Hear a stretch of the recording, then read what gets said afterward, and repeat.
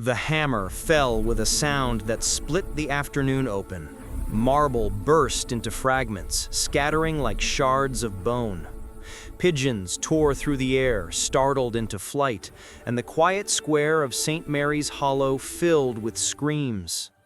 At precisely 2:30 p.m. on July 17, 2025, the Virgin Mary statue that had watched over this town for more than a century, its silent witness to weddings, parades, and prayers, collapsed into ruin. Before we continue, share in the comments where you're watching from and what time it is there. Let's see how far the miracles of the Virgin Mary have reached. And if you haven't yet joined our family, subscribe now, because here, each day, we witness the tender love and mighty power of the Mother of God. No one moved at first. A collective gasp seemed to hold the world still. Somewhere, a child began to cry. And in the space between the final echo of the hammer and the first wail of the siren, an unspoken question arose. How could this happen here? What no one yet knew was that this single act, this explosion of rage against stone, would unravel a community, expose wounds older than the statue itself, and test the limits of mercy. But before understanding the man behind the hammer, we must understand the town that he broke. Just minutes before those terrible strikes, St. Mary's Hollow looked like the kind of place that belonged on an old postcard.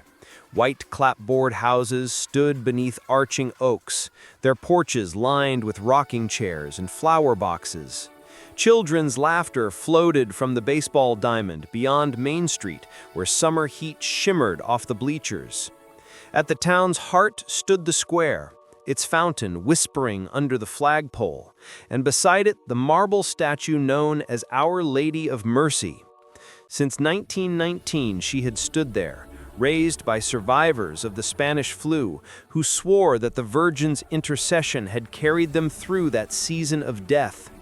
Time had softened her features, but her gentle face still seemed to bless every soul that passed.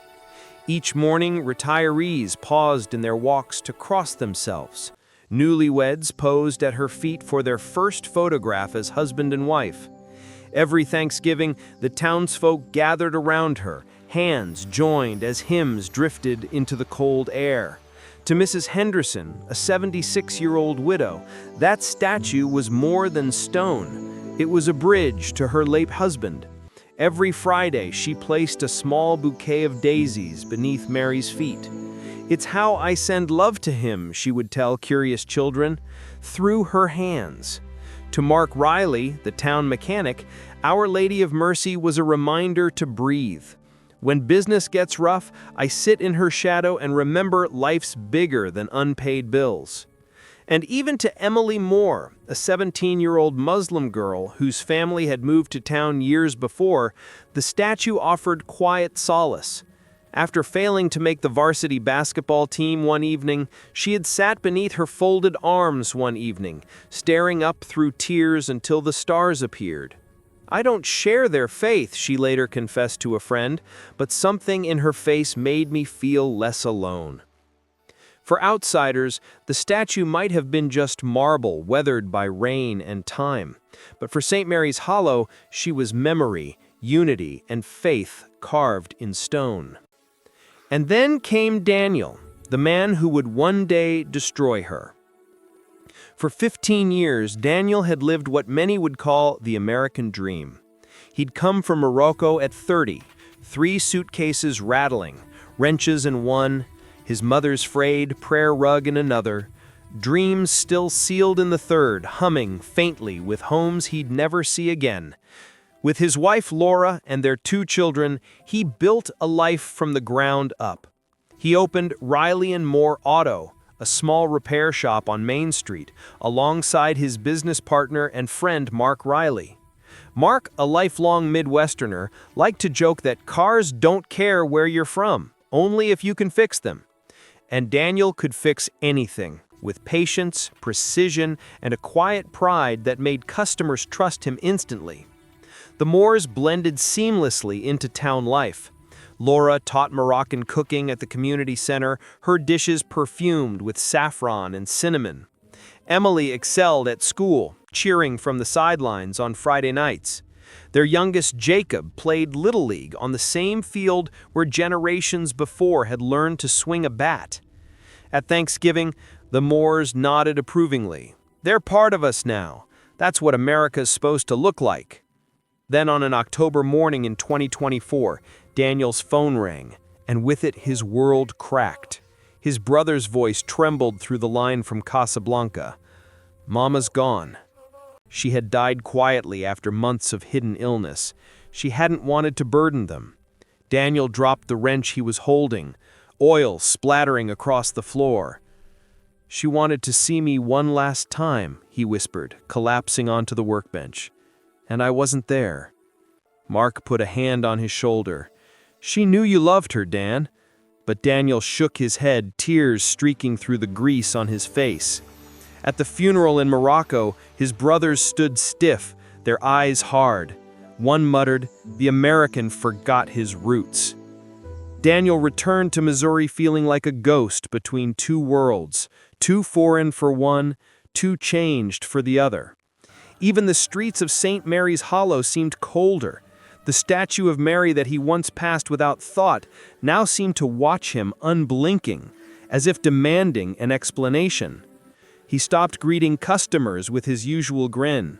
He came home late, distracted, eyes shadowed, bills piled up on the counter, and the laughter that once filled the Moore household began to fade. "Talk to me," Laura whispered one night, her hand brushing his arm. "You wouldn't understand," he muttered, pushing his plate aside. Emily noticed. So did Jacob. Their father, once the loudest voice in the house, now sat through dinners in silence, staring at nothing. Mark kept showing up at the shop with donuts, trying to coax a smile. "You're here," he told him one Friday morning, "but you're not really here." Daniel just shrugged, but the words stung because they were true. In the quiet hollows of his grief, something darker began to grow. By winter, their home felt colder, not from snow, but from silence. Daniel spent long nights alone in the garage, phone in hand, drifting through online videos. At first, they were harmless, car tutorials, news clips, soccer highlights. But one evening, an algorithm led him elsewhere. A live stream flashed across the screen, Faith and Strength with Malik Rahman. The speaker was young, confident, immaculately dressed, his voice magnetic. "My brothers," he began, "you have given this country your loyalty. And what have you received? Suspicion, humiliation. Their saints stand in your streets, while your prayers are mocked." Daniel leaned forward. The words burned through the static in his chest. They gave shape to the unease he hadn't been able to name, the shame, the loneliness, the invisible distance between himself and everyone else. Laura tried to reach him. One night she made his favorite dish, chicken tagine with preserved lemons, and whispered, "Please, eat with us. The kids miss your voice." "I'll eat later," he murmured, carrying his phone into the garage and shutting the door. Behind the thin wooden walls, Malik's voice filled the air. "Who among you will take a stand?" Emily pressed her ear to the vent. The preacher's voice rose like smoke through the metal grate, words that coiled in her chest, sharp and nameless. She didn't know why they frightened her, only that they did. Outside, the winter wind swept through St. Mary's Hollow, whispering through the trees. And in one quiet house on the edge of Main Street, a man who had once rebuilt engines was now honing his silence into a blade, and the town, still asleep, didn't yet feel the cut. By early spring, Daniel Moore's garage no longer smelled of grease and metal, but of dust and disuse. The laughter that once filled the place, Mark's corny jokes, the radio humming old rock songs, had faded to silence. Daniel worked alone now, his movements mechanical, his eyes unfocused, as if his hands still knew the motions his heart had forgotten. Laura sometimes stopped by the shop with lunch in a paper bag, hoping to surprise him. He'd thank her with a quick nod, barely looking up from the engine before him. The warmth that had once tethered them seemed to have evaporated, leaving behind only habit.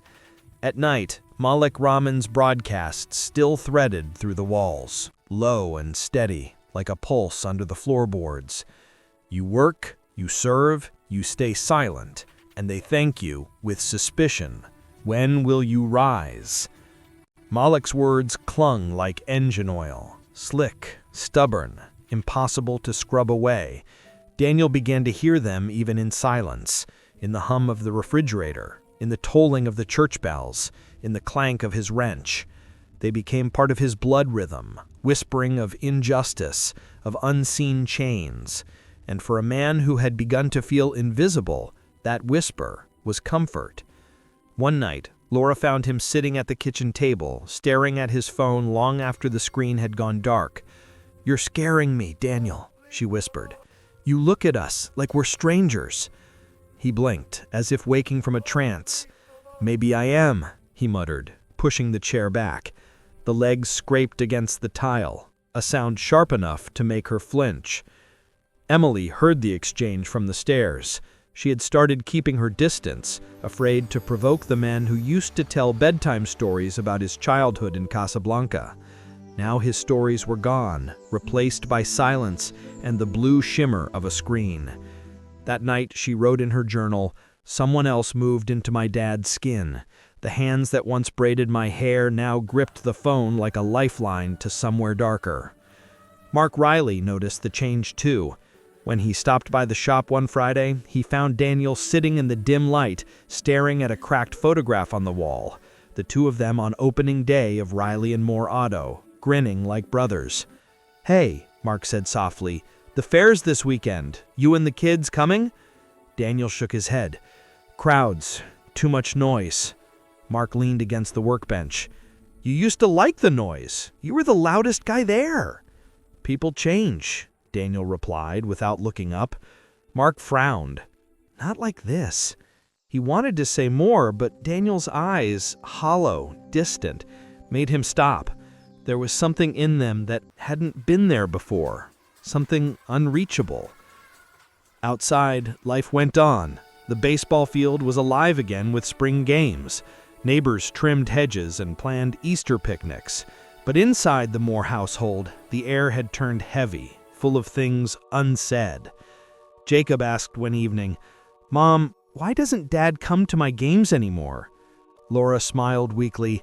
"He's just tired, sweetheart." But in truth, she no longer knew what to tell her children. Daniel wasn't angry, not in the way people shout or slam doors. His silence was worse than anger. It was a wall. One night, he sat alone in the garage.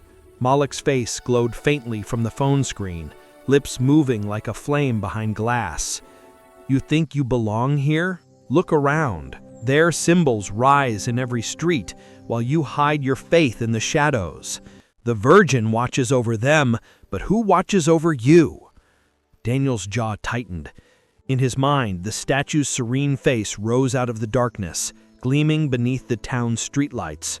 He saw the calm eyes, the folded hands, and something inside him snapped. In the dream that followed, her lips parted. No sound, only the hush of judgment. He woke, gasping, the glow still pulsing behind his eyes. Laura stirred beside him. "Daniel!" "Go back to sleep." But he couldn't. He lay there, staring at the ceiling, Malik's words crawling back through his mind like vines. "Who among you will take a stand?" In the following weeks, Daniel stopped showing up at the mosque across town. Imam Yusuf, the soft-spoken leader who had known him for years, sent a message. "Brother, are you all right? We've missed you at Friday prayers." Daniel never replied. Malik's sermons had become his new congregation, a private liturgy where anger passed for devotion. When Mark dropped by one morning, Daniel was hunched over his phone again, earbuds in. "You hearing me?" Mark said, waving a hand. Daniel flinched, pulling the earbuds out. "Yeah, sorry, just catching up on something." "Man, you've been catching up on something every day for months. You're shutting everyone out." He forced a smile that didn't reach his eyes. "You worry too much." Mark looked at him for a long moment. maybe not enough. That evening, Laura tried one more time. She placed his dinner in front of him, the same chicken tagine that used to make him close his eyes with joy. "Please," she whispered, "eat with us." Daniel looked at the steaming dish, then at her, and for a moment she thought she saw the old warmth flicker back. But then his phone buzzed. He picked it up, thumbed the screen, and carried it back to the garage without a word. Emily pressed her palm to her mother's arm. "He's not coming back, is he?" Laura forced a smile. "He's just lost." Outside, the moon rose pale over the rooftops, casting a faint glow across the statue in the square.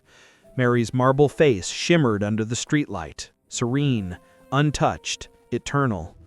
Inside the garage, the preacher's face flickered on the cracked screen, his tone no longer a sermon, but a dare.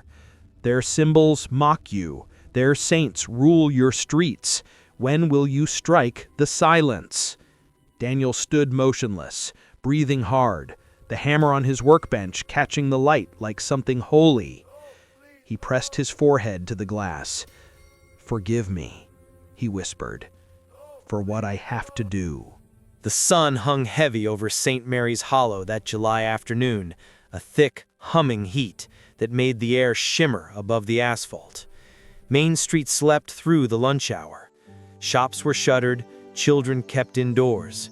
Even the fountain in the town square seemed to murmur lazily beneath the glare. At 2:15 p.m., Daniel Moore stepped out of his house with a navy gym bag slung over his shoulder. He moved like a man in a trance. Inside the bag lay a sledgehammer, a chisel, a crowbar, tools that had built his life, now chosen for destruction. Mrs. Henderson was watering her petunias on the porch as he passed. "Hot one today, Daniel," she called with a wave. He nodded stiffly, throat dry. "Sure is." The bag strap dug into his shoulder as he turned onto Main Street. The sound of cicadas swelled and fell like a heartbeat. His footsteps echoed between the brick buildings until he emerged into the square, the same place where his children had once played tag, where the town gathered each Thanksgiving. And there she stood, Our Lady of Mercy. Her marble robes gleamed white against the blue sky, hands outstretched in peace, the child in her arms softened by a century of weather. Daniel's chest tightened. For 15 years she had watched over the town that had taken him in. Now she seemed to stand between him and something he couldn't name. He looked around. The benches were empty, the fountain murmuring softly, the flag above barely moving in the heat. He set the bag on the ground, unzipped it, and pulled out the hammer. His fingers trembled as he gripped the wooden handle. For a moment, everything was still. A bird chirped once, then went silent. Daniel could hear his own pulse. His mother's voice flickered, "Patience, Habibi," then drowned beneath the roar that was no longer Moloch's, but his own. He swung. The first blow rang out like a gunshot. Marble splintered, pigeons burst from the eaves, and the sound rolled across the square in waves. Daniel staggered back, stunned by the echo, then lifted the hammer again. He swung harder, then again. Each strike louder than the last, thunder on stone. Mrs. Henderson's watering can fell, daisies scattering like unanswered pleas. A teenage girl's phone trembled midstream, catching the second childhood ended. From her third-floor window above the bakery, someone screamed. A bell somewhere began to ring without reason. Mark Riley was returning from a hardware store when he heard the crashes. He ran toward the square, heart pounding. "Daniel!" he shouted. "What the hell are you doing?" Daniel didn't answer. He kept swinging, wild and rhythmic, as if each strike might release something caged inside him. A crowd began to form at the edges, not a mob yet, just witnesses frozen by disbelief. The Virgin's base cracked, a jagged line running through the marble like lightning. One more blow, then another. The statue lurched, its balance lost. And with a sound like a falling tree, it toppled forward. The Virgin's head struck the cobblestones and rolled, face down, until it stopped at Daniel's feet. He stared at it, at the dust clinging to her cheeks, at the serene expression that hadn't changed even in ruin. The hammer slipped from his hands and hit the ground with a dull thud. "What have I done?" he whispered. Then came the sirens. Blue lights flared against the buildings as police cars screeched into the square. Officers leapt out, weapons drawn. "Drop the tools! Hands in the air!" He obeyed, limbs heavy, breath ragged. As they cuffed him, he looked up and saw the faces in the crowd, people he'd known for years. The grocer, the barber, the woman whose mower he'd fixed last spring. Their eyes burned with disbelief and something colder, loss. At 2:30 p.m., the church bells began to toll, not for mass, but for ruin. By 3 p.m., the square was a blur of sirens, sobs, and shaking phones. The footage spread online before the police tape even went up. Online, accusations spread like sparks through dry grass, faith reduced to pixels, mercy lost in the feed. By sunset, the video had circled the globe.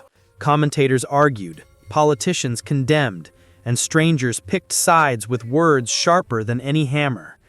At the Moore house, flashbulbs popped through the windows. Laura returned from grocery shopping to a wall of microphones. "Did you know your husband planned this?" someone yelled. "Was your family involved?"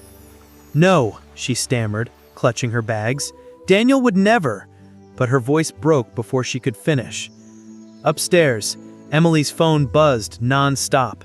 Messages, screenshots, fragments of her father's face turned meme. She stared until the screen blurred, then ran to the bathroom and retched.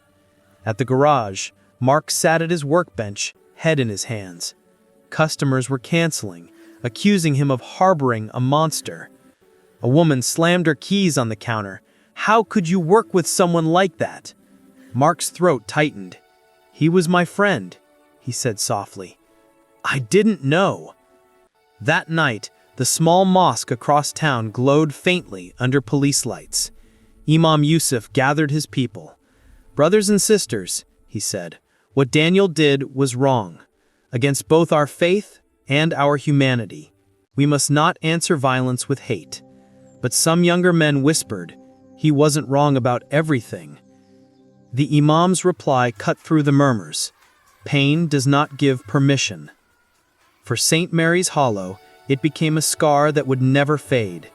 And Daniel, the one who carried the blade. In the county jail, he sat amidst the silence he had built, heavier than any chain, sharper than the hammer's edge.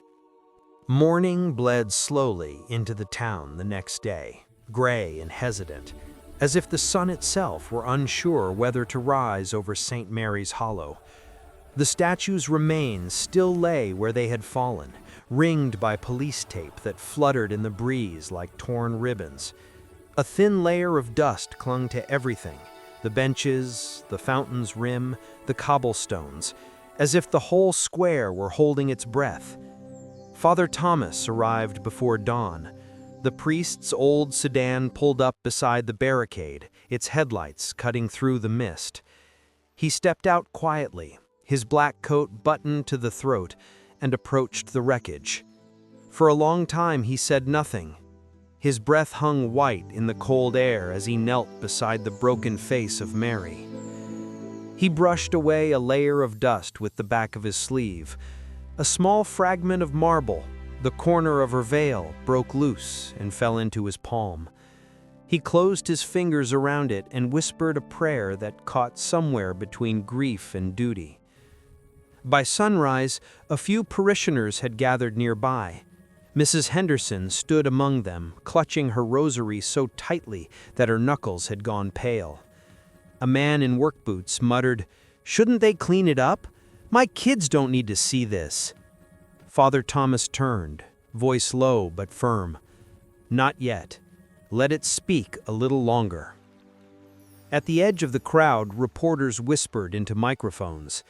The air smelled faintly of coffee, camera batteries, and anxiety. Each click of a lens sounded like a confession. In a small house 3 blocks away, Laura sat at the kitchen table with the blinds half drawn. The living room was littered with unopened mail and cold coffee cups. He hadn't slept. The television looped his face beneath words that cut deeper than any chisel. Jacob sat beside her, eyes fixed on the screen. "They keep showing it," he said softly. "I know." "Why?" She didn't answer. Instead, she reached across the table and took his hand. It was small and trembling, the way Daniel's used to be after long days fixing engines. Emily hadn't come downstairs. She sat in her room, lights off, watching the news feed scroll past, strangers arguing in languages of blame. Someone had taken a screenshot of her father's mugshot and turned it into a collage of flames and headlines. She shut the laptop. The screen went black, reflecting her own face back at her, pale, hollow-eyed, not much older than the girl who'd once drawn pictures of the Virgin in crayon. At noon, Mark Riley visited the jail. He'd spent half the morning arguing with police to let him in. Finally, they agreed to 5 minutes.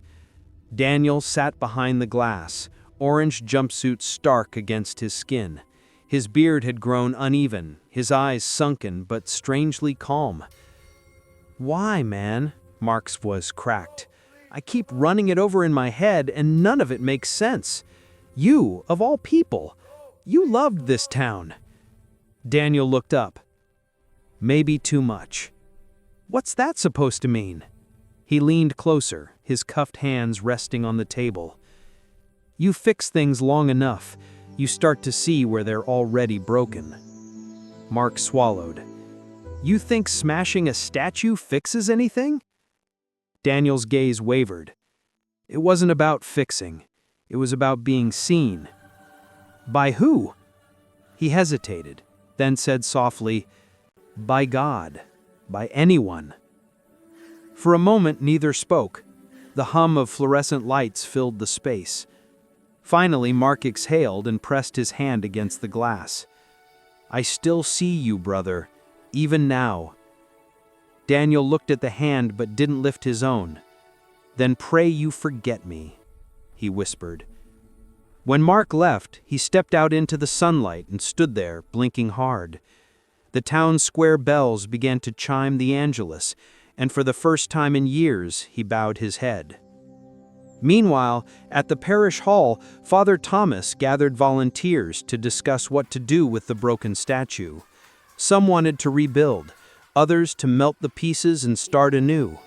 "No," Father Thomas said, "we'll gather them all, every shard, and keep them." He lifted a shard, tracing the fracture with a steady finger. "Hate struck here," he said quietly. "Mercy will flow through." They worked quietly through the afternoon. Marble fragments clicked softly as they were lifted, wrapped, labeled. Children watched from a distance, holding flowers in paper cups. As dusk settled, Father Thomas placed the recovered head of the Virgin on a small altar inside the church. Her face, though fractured, still bore the same calm expression. Candlelight danced across the cracks, turning them to veins of gold. He lit a single candle before her and spoke aloud, not for the cameras, but for the silence. "Forgive us for what we've done to each other." That evening, Emily walked into the church after everyone had gone. Her steps echoed through the nave. She paused before the altar and looked up at the broken statue. "I drew you in crayon once. When you broke, everyone saw. Maybe miracles are the cracks that let grace seep through. For Dad, for all of us." Her voice trembled. "Please, take care of him. He's not evil, just empty." She turned and left without lighting a candle. Outside, the night was settling over the town. The fountain gurgled again, the air cooling at last. From the jail across the hill, a faint light still burned, a single window glowing against the dark. Inside, Daniel sat awake, staring at the wall. The bruises on his hands had begun to fade, leaving pale outlines like ghosts. He closed his eyes. "The sea gives back what it takes," he breathed, and for an instant his mother's smile flickered in the grain of the concrete. Autumn came early that year, sweeping through St. Mary's Hollow with the scent of wood smoke and rain. Leaves curled at the edges of sidewalks, the color of rusted copper. And for the first time in months, the air felt lighter, though no one said why. The statue's absence had become a kind of silence the town learned to live with, like a missing bell that still rang inside their memories. Each morning, the square filled slowly again. A mother pushing a stroller, a boy on a skateboard, an old man feeding crumbs to pigeons that perched where the Virgin once stood. Life, reluctant but insistent, crept back in. At the church, Father Thomas oversaw the reconstruction. The shards of marble were laid out across long wooden tables, each tagged and numbered. The air smelled of candle wax and plaster dust. Artisans from Kansas City had come to study the fragments, tracing the fractures with thin brushes dipped in gold. The priest watched in silence as sunlight poured through the stained glass windows, glinting off the repairs. He remembered the words he'd spoken weeks before, "Mercy will flow through," and wondered whether it really could. At home, Laura had begun to work again, though her eyes still carried the dimness of someone waking from a long night. She spent her evenings baking bread for the church's volunteers, her hands moving on instinct, the way Daniel's once had over steel. Sometimes, after the children had gone to bed, she stood at the kitchen sink and caught herself listening, for footsteps, for the clang of tools in the garage. The silence was different now. Not sharp, not empty, just quieter, like a page turned. Emily kept her father's old wrench on her desk, polished clean. She hadn't gone to visit him since that day at the courthouse. Not because she couldn't, but because she didn't know what she would say. Some nights she whispered her prayers to the Virgin's broken face she'd seen in church, and others she whispered them into the hollow of her palms, unsure who was listening. One afternoon, she gathered enough courage to go. The county jail sat on the edge of town, behind a row of bare trees. The guard at the front desk led her down a corridor that smelled faintly of bleach and metal. When she entered the visiting room, Daniel was already there, thinner now, but his eyes clearer than before. For a long time, they just looked at each other through the glass. Then he spoke. "You grew up." "So did you," she said softly. He smiled, small, unsteady. "I've had time." She pressed her fingers against the glass. "They're rebuilding her, you know." He nodded. "I heard." "They're filling the cracks with gold," she continued, her voice trembling. "They said it'll make her stronger." Daniel looked down at his hands. "Maybe that's how God works. He lets us break so he can see what holds." A tear slipped down her cheek, but she didn't wipe it away. "Dad, do you still pray?" He hesitated, then answered honestly. "I talk to the silence. Some days it talks back." A guard tapped the glass. Time was up. Emily stood slowly, pressing her palm one last time to the window. "I'll come again," she whispered. He nodded. "Bring your brother next time. Tell your mom I'm—" He paused, searching for a word that didn't exist. "Trying." When she left, the sky outside was the color of tarnished brass. The first flakes of snow were beginning to fall, dissolving before they reached the ground. Weeks later, on a clear December morning, the town gathered again at the square. Workers had erected scaffolding around the restored statue, draped in white cloth. The air hummed with low conversation and the faint strains of a choir warming up inside the church. Father Thomas stepped forward to speak. "We gather not to forget," he said, his voice steady, "but to remember how light returns." Then, with a nod, he signaled to the workers. The cloth fell away. Gasps rippled through the crowd. The Virgin stood once more, her face serene as before, but now faint seams of gold ran through her robes and along her hands like veins of sunlight. The cracks had not been hidden. They had been sanctified. Children pointed. A woman wept quietly. Even Mrs. Henderson smiled through her tears. From the edge of the square, Mark Riley stood with his hat in hand. He thought of Daniel, his laughter, his silence, the long years they had worked side by side. He bowed his head. "God forgive him," he murmured, "and the rest of us, too." That evening, the church bells rang again. Their sound rolled over the rooftops, across the fields, all the way to the small gray building on the hill. In his cell, Daniel heard them. He rose from the cot and went to the narrow window, his breath fogging the glass. Beyond the bars, the town glowed with the faint shimmer of winter light. He couldn't see the statue from where he stood, but he imagined her there. The Virgin's face touched with gold, her hands unbroken in offering. "The sea gives back what it takes," he murmured again, and this time, he meant it. He closed his eyes, and in the darkness it felt, just for a moment, like something had been returned.